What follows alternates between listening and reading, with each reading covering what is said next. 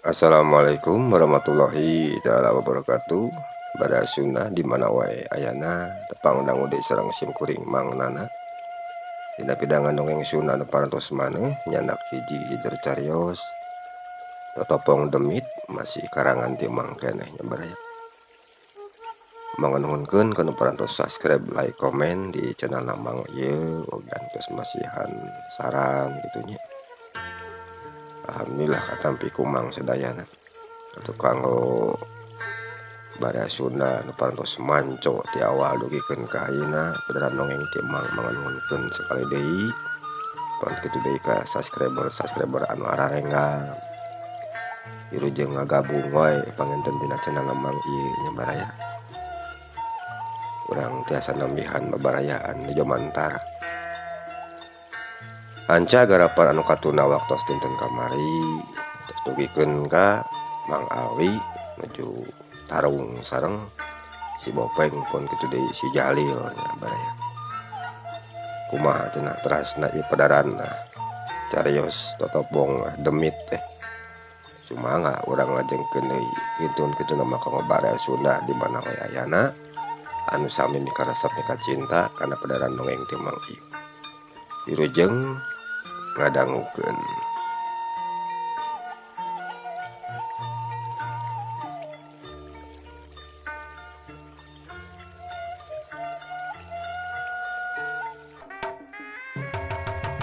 Hiup jeleng, Mang Alwi loncat ka luhur.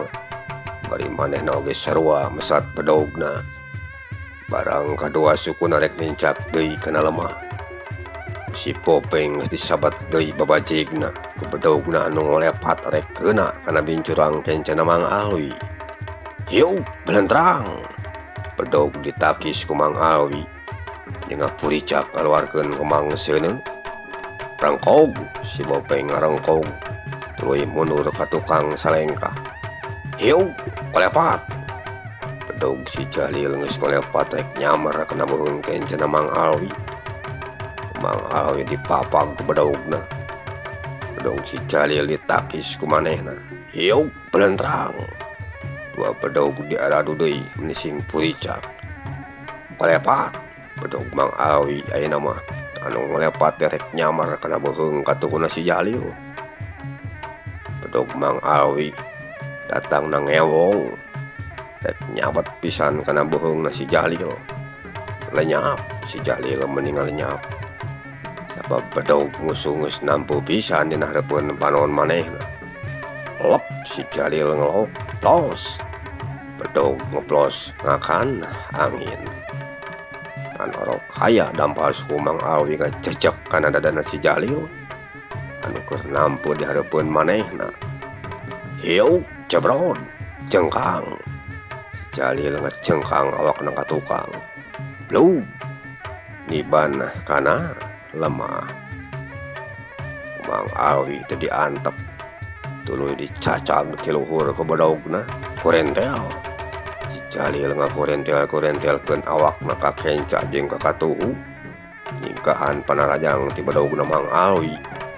Awak si Jalil teh sedikna dicacarep holang ku Mang Alwi.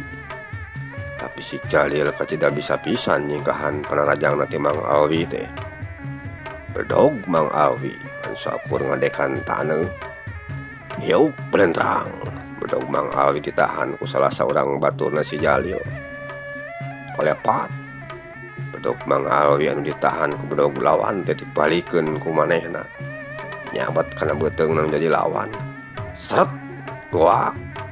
Musuh ngagoak bajeng mundur ka tukang. Beuteungna katurih pisan ku bedogna Mang Alwi. Rasana menyemetak peurih. Untung teu jero oge. Si Jalil jeung si Bopeng nanya kadua musuhna anu lumayan tangguh. Maranehna geus rada marmir nanya kitu mah. Bopeng. Lumayan pangatina anu duaan teh geuning euy.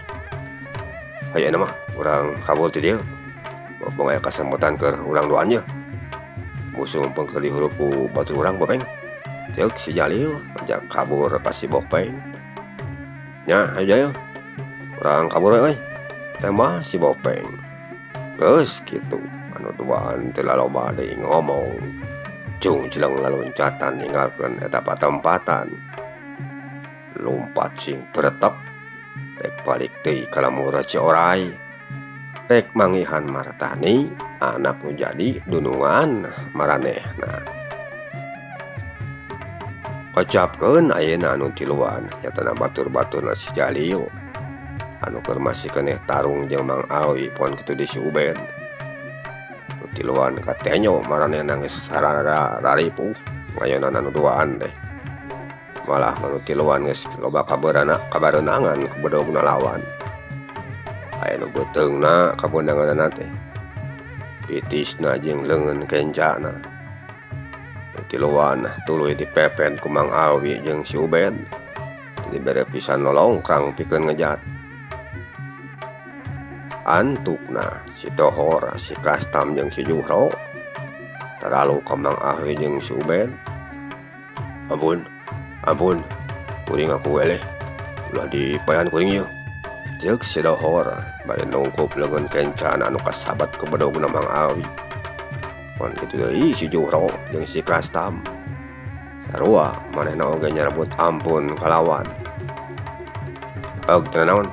Ari maraneh ngaku taluk mah udah we moal dipaehan. Narukang sia aya mah ceuk Mang Awi bari parentah kana tiluan sangkan narukang. Geus kitu bedog anu tiluan dirarampas heula ku si Ubed. Tuluy leungeun anu tiluan ditalian ditalikungkeun ka tukang. Ditaralianana teh ku tambang maranehna keneh deui. Mereka dipake nalian Neng Sulasri tadi nama. Sanggeus leungeun anu tiluan ditaralian tuluy ku Mang Awi ditah nangtung. Nangtung sia. Jong anu tiluan narangtung marejeng sing puringis. Sabab awakna kasarabat ku bedog. Bed, ayeuna taralian di talina. Hijikeun kabeh meh anu bisa kabur euy. Ceuk Mang Awi ku si Ubed tali nu keur nalikung musuhna teh ditaralian deui ku manehna. Dihijikeun kabeh. Jadi moal aya anu bisa kabur ayeuna mah. Sanggeus rengse pok kadenge deui Mang Awi nyarita ka nu tiluan. Ayo, lombang sia. Tuturkeun parentah dewek. Awas, lamun aya nu kumaha wani macem-macem. Lamun aya nu wani macem-macem ditigasbeung tah ku dewek ti tukang. Ceuk Mang Awi. Geus kitu anu tiluan leumpang digiringkeun ku Mang Awi jeung si Ubed.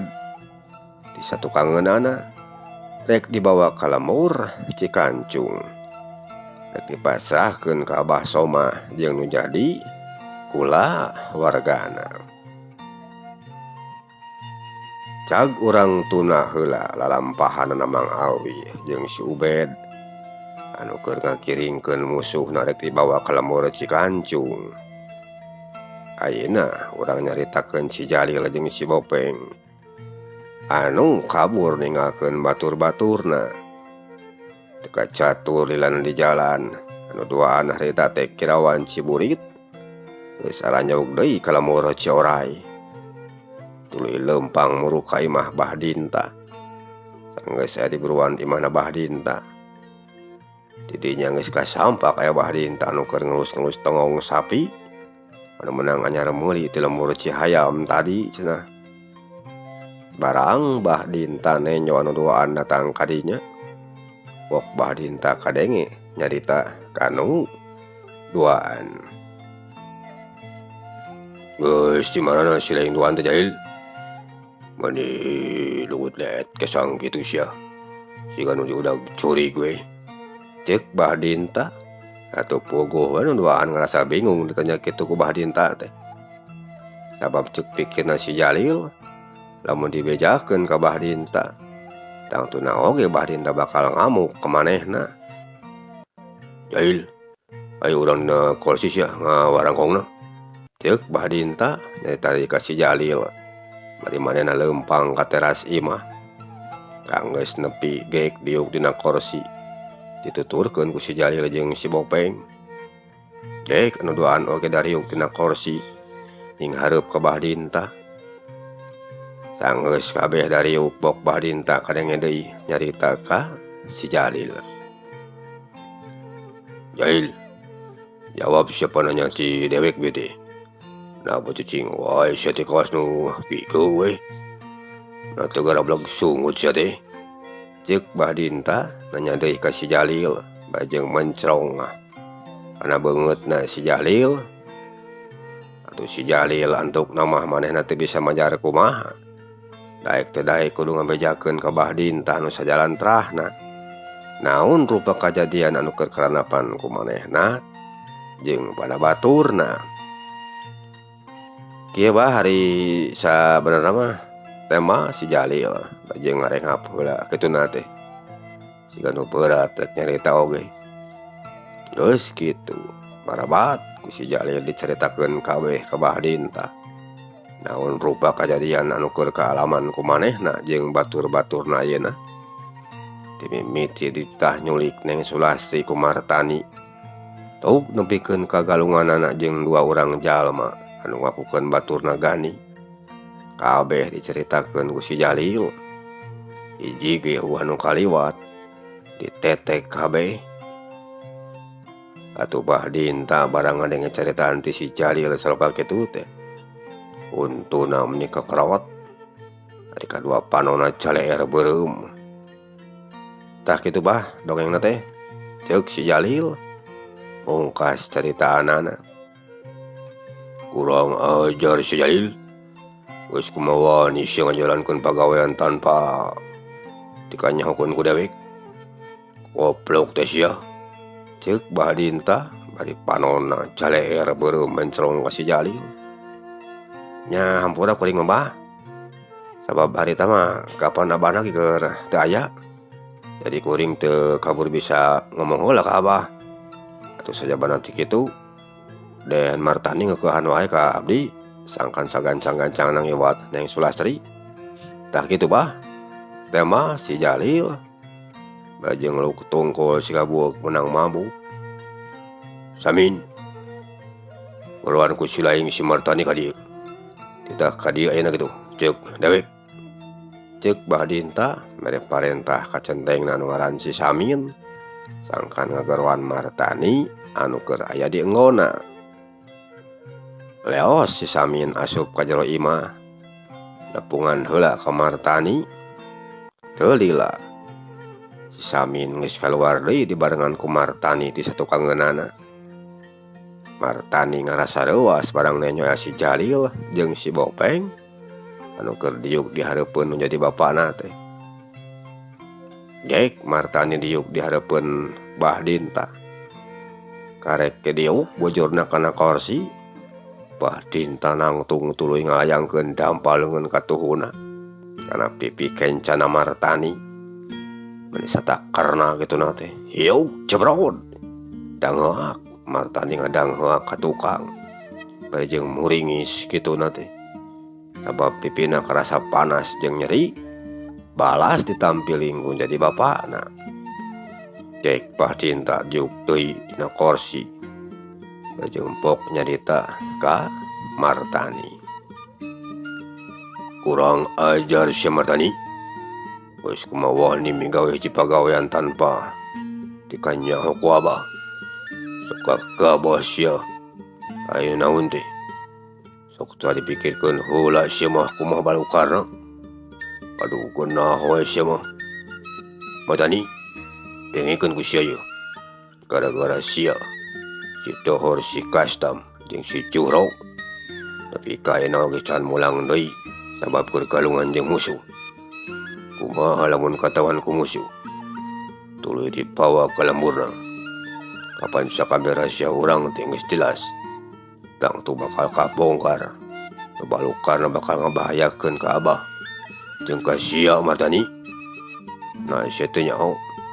Si Jalil jeung batur-baturna teh tarungna jeung batur-baturna anu budak lalaki teh sia. Anu kamari dibinasa ku urang. Da lamun geus sirek kumaha ayeuna Martani? Dasar labokun teh telo sia mah.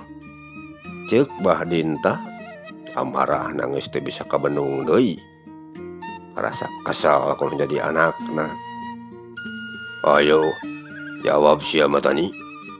Lamun geus ciri kumaha. Sia masuk nyeun bae pucuk tigi rangan naon teh. Nya kuring rumah sasalama. Ampura we kuring bah. Temal Martani. Bajeng usapan pipi kencan anu karasa nyeri jeung panas. Sia mah becusna teh ngan syukur mentah hampura we sia. Tapi dipigawe deui. Dasar nurus tunjung sia mah. Ceuk Bah Dinta teh sirikna katai-tai ngorana atuh. Lak-lak dasar nyarekan kau jadi anakna. Saking ku kesel meureunnan. Keur sajong-jonan mah Martani teu wani ngomong deui. Cicing we bari ngeluk tungkul siga bueuk menang mabuk. Teu lila kadenge Bah Dinta nyarita ka si Jalil. Jalil, dengikeun ku si ayeuna. Ari ceuk pamikir dewek mah tangtuna oge batur si anu tiluan teh geus kacerek ku nuduaan. Jeung tangtuna we keur dibawa ka lemur Cikancung ayeuna teh. Taesuk si laing kudu datang ka lemur Cikancung. Kumaha we carana? Nu penting batur si laing anu tiluan kudu bisa kabawa deui sia ka dieu. Bawa kabeh barudak anu aya di dieu. Lamun sakira-kira teu katanagaan mah dewek rek minta tulung ka batur dewek anu aya di lemur Cihayam pikeun ngagempur ka lemur Cikancung. Kumaha ka hatiku si laing Jalil? Tanya Bah Dinta ka si Jalil. Nya ka hati bah. Bade, lamun bisa ulah nepi ka gagal deui sia. Nyokot barudak urang anu geus katawan ku musuh. Usahakeun sing nepikeun ka bawah ka dieu ku maneh. Nya mangga bah. Keun abi isuk rek arenit jeung anu sajana ka lemur Cikancung. Tema si Jalil. Gitu. Kali sing balik sabarang gawena. Ulah nepi ka aya deui pihak ci urang anu katawan ku pihak musuh. Ceuk Bah Dinta. Geus kitu mah manehna ngaleos ka jero. Adon rek kacai heula ngeureunnan. Ari Martani sanggeus bapana ngaleos ka jero. Pok manehna nyarita ka si Jalil. Jalil, kumaha di si laing teh? Kalakah kejadian geuningan? Tanya Martani ka si Jalil anu keur diuk di sagigireun manehna. Cilaka Den. Tadi di jalan teh mamang pangejeng dua jalma. Kawasna wae jalma teh ti lemur Cikancung batuna budak lalaki anu dibinasa ku mamang teh Den. Nya nepi ka galunganan kabanan mamang oge. Anu opatan teh jeung jalma nu duaan. Lumayan pangatina ta dua jalma teh Den. Mamang limaan ge ka dese kumanehna. Malah nu tiluan deui mah teu kumaha ayeuna teh nasibna nya. Teu hirup keneh, teu geus paraeh. Teu katawan ku musuh deui. Ngan isuk mah mamang rek nyobaan datang we ka lemur Cikancung. Sugan araya di ditu batur mamang anu tiluan deui teh. Tah kitu Den. Tema si Jalil. Cilaka tuh lamun kieu mah we. Panya dewek teh teu pikieun jadina Jalil. Pantesan kalau dewek nepi ka ngadat kitu ka dewek. Nya mang kitu Den kajadianana. Tema si Jalil.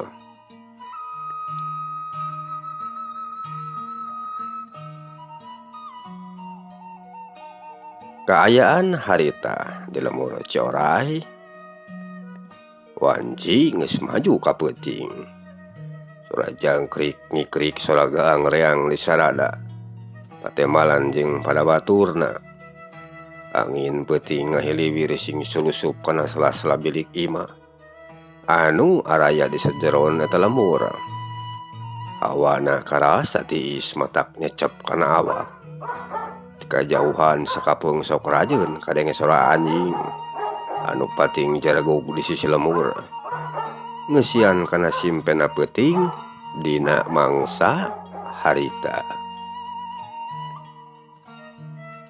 Cag urang tuna heula kaayaan Martani jeung pada baturna baraya anu keur nyusun rancana rek ngajorag ka lemur Cikancung.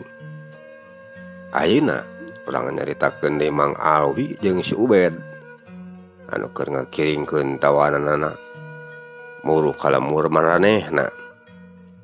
Teu kacatur lilan di jalan.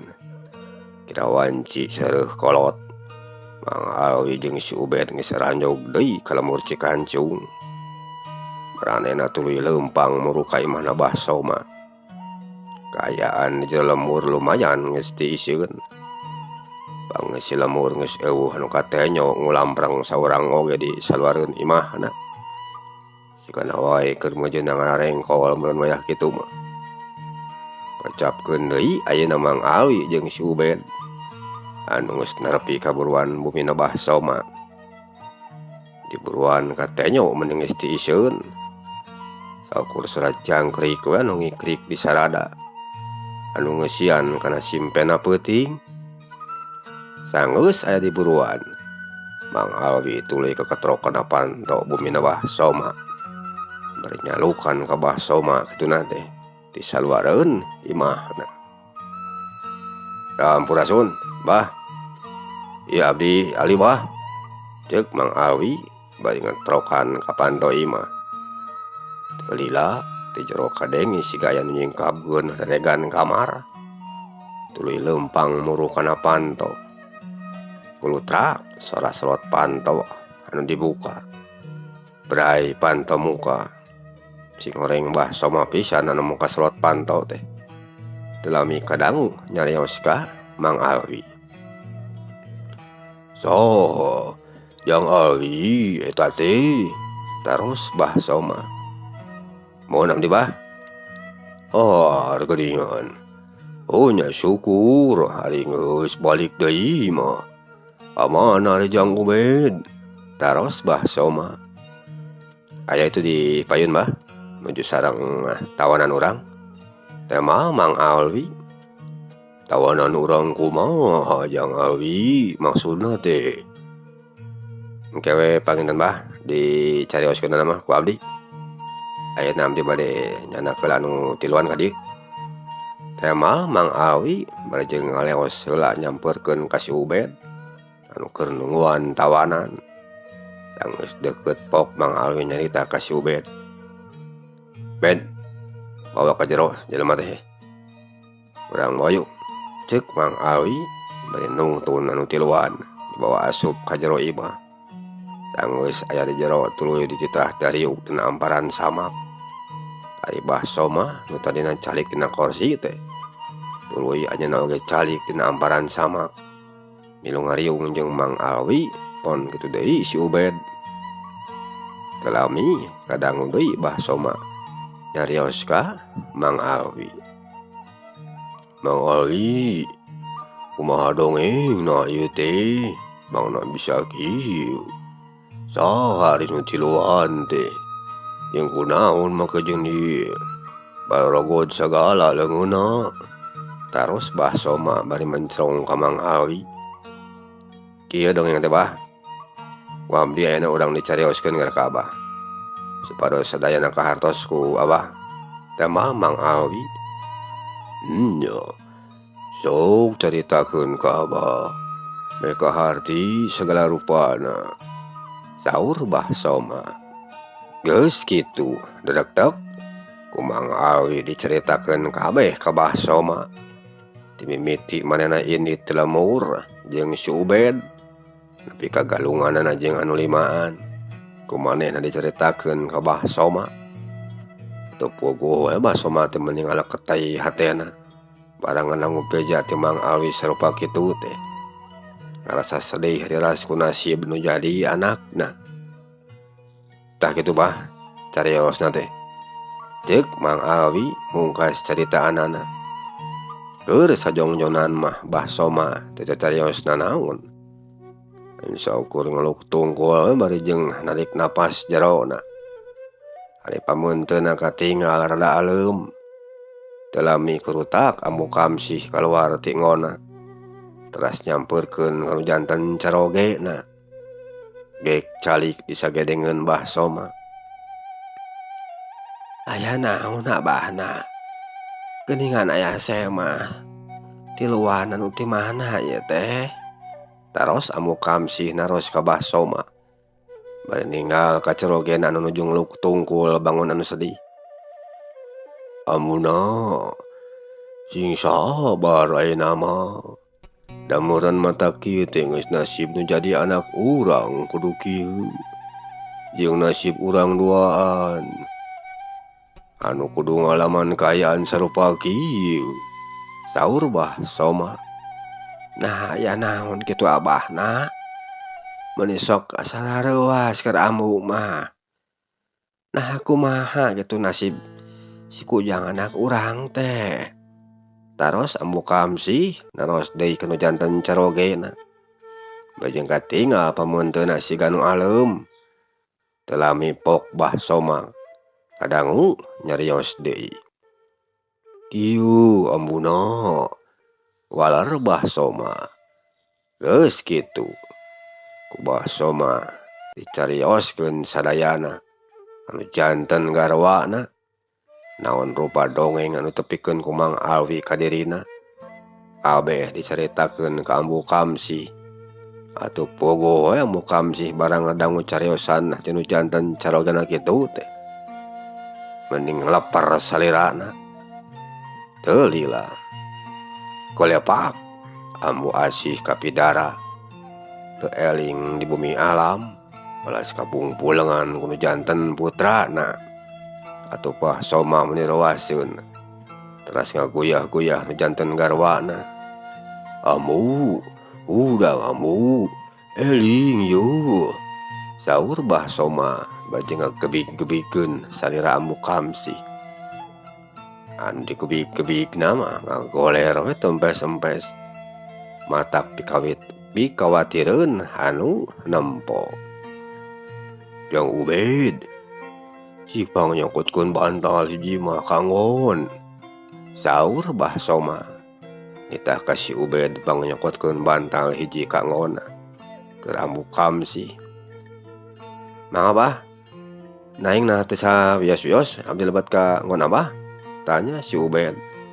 Sabab bisi kurang sopan meureunna. Teu naon Jang Ubed. Sok we ka ditu asup. Mohon Mangga Bah. Teh mah si Ubed. Bajeng ngaleos heula ka ngon rek nyokot bantal keur ganjal mastakan ambu kamsih. Teu lila si Ubed geus balik deui. Tuluy eta bantal teh diganjalkeun kana mastakan ambu kamsih. Tuh, deureus ya usia tiluan. Gara-gara maraneh jadi kolot jadi nalangsa. Nah teu kapikir ku saling kabeh. Kumaha pi balukareun anak sia teh. Dasar teu geura belag hate sia sileng mah. Ceuk Mang Alwi nyarita kanu tiluan. Bangun anu keseleun pisan Mang Alwi mah. Nenjo anu tiluan teh. Teu lila Mang Alwi kadengen deui nyarita ka Bah Soma. Bade dikumakeun lamun tos kieu Bah. Mangga nyangakeun ka Abah. Abdi mah saur paripaosna dipi barang mencit oge ayeuna. Mangga. Wah abdi moal bulung dilaksanakeun Bah. Ceuk Mang Alwi bari ngakilirkeun perah bedaugna.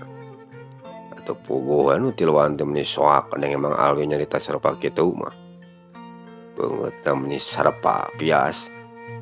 Siga nu ngareuweuh getihan. Kieu we Jang Alwi. Urang pasrahkeun ayeuna mah ka pangurus.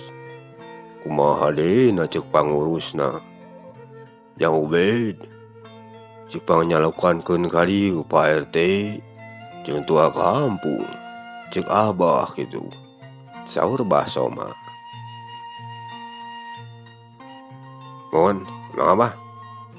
Urang sauran ku abdi pangurus lemburna. Pak RT sareng tua kampung. Teh mah si Ubed dari jeung nangtung. Tuluy leumpang kaluar rek muru ka imahna Pak RT jeung tua kampung.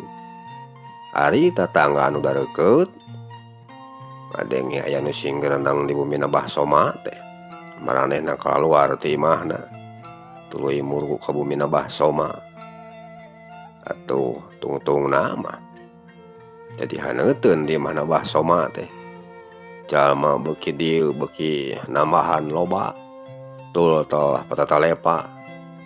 Tungtungna mah hampir sakabeh warga lembur anu area di lemur Cikancung kala luar ngarariung di bumi Nebah Soma malah mah teu kurang ti warga anu milu mangkarunyakeun ka Bah Soma jeung Ambu Kamsi. Pun kitu deui anu milu mangkeselkeun kana kalakuan anu tiluan malah mah nepi ka aya anu milu neungeul segala rupa kanu tiluan. Aya nu kupeureub neungeulna teh, aya nu kusukuna anu disepakeun kana beungeutna. Aya oge ari awewe mah neungeulna teh ku sapu nyere anu dikeprakeun kana beungeutna teu wudu kana tiluan mangarasa nyeri awakna sabab balas disiksa ku urang lemur anu ngarasa kesel ku kalakuan maranehna.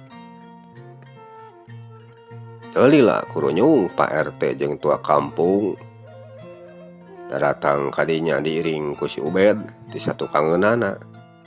Sanggeus araya di jero geuk Pak RT jeung tua kampung salila sagigireun Mbah Soma. Geus kitu pok sora Pak RT kadenge nyarita ka sakabeh wargana anu keur garaneng sing kecewis ngarawongkeun ka jalma anu tiluan.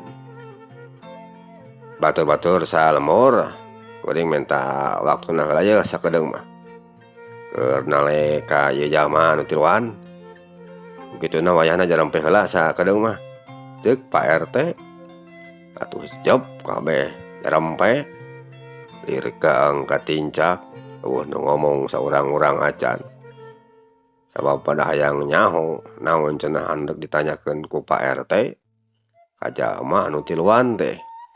Anggeus jarempling pok RT kadenge deui nyarita. Tah ayeuna kuring salaku salah saurang pangurus di lemur kuring rek nanya yeuh ka ranjeun tiluan teh. Ku kituna menta dijawab kalayan bener ngarah ulah nimbulkeun keributan di tempat. Nah kira-kira na anjeun sanggup lamun ngajawab kalayan bener kana pananya ti kuring ceuk RT jeung mancrong anu tiluan. Ari anu tiluan barang ditanya ku Pak RT kitu teh anu nemalan saurang oge caricing we atuh puguh wargana nyo pamolah si dohor jeung baturna sarupa kitu teh jadi kareuheuleun tungtungna mah. Geus podaran we sirahna sakali mah ceuk salah saurang warga ajeng geus ngacungkeun pereupna.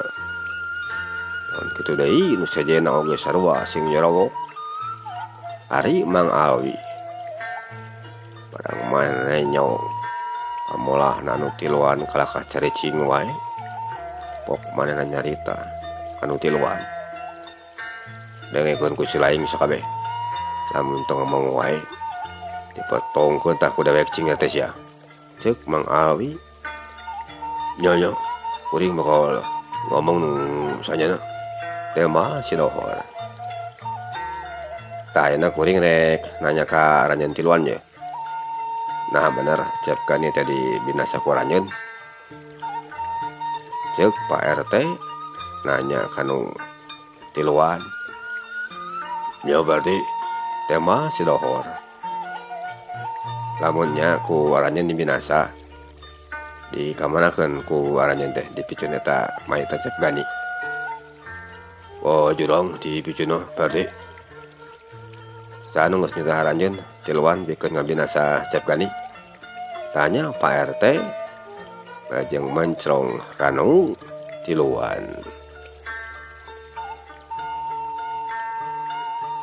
Barasuna mung sakieu heula hancagarapan dongeng dina dicari-carios totopong demit bagian anu kasalapan.